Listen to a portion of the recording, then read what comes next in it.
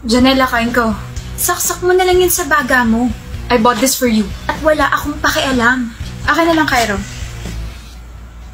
Kung ayaw ni Janela, akin na lang. Okay lang, diba? Yep, okay lang. Ba't ka ba habol ng habol dyan sa ex mo? Mukha kang tanga. Di ba obvious, Tel? I still love her. Yok, niloko ka na nga tapos ikaw pa yung may ganang maghabol? Wake up, stupid. Hoy, hindi ako stupid. Ay ano, tanga lang. Ugh, I hate stupid people like you. Like, ang hilig niyo magpakamartir. Ano ba yan? Hindi mo pa siguro nararanasang ma-in love. I already fell in love once. Eh di ramdam mo nararamdaman ko. Honey, no.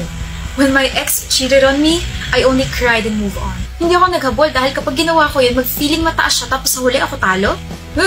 That's Y-U-C-K. Yuck. Janela. Stop being so creepy, Cairo. Stop talking to me. Ano bang ginawa ko para lokohin mo ko?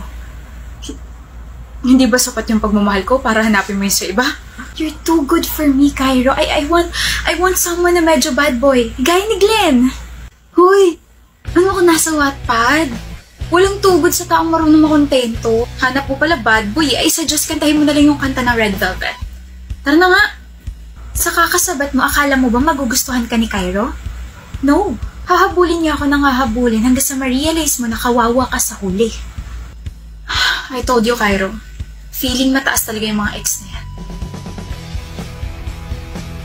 Tara na kasi, Tel. Sayawin na natin yung nakita kong kumikembot sa TikTok yung girl. Sapak, gusto mo? Sus, nakita kita, pinapractice mo yun eh. Kulang ka na naman sa tulog. Kung ano-ano na naman yung nakikita mo. Cairo. Bakit Janela? Usap tayo. Tungkol? Tungkol sa ating dalawa. Pwede bang umalis ka muna?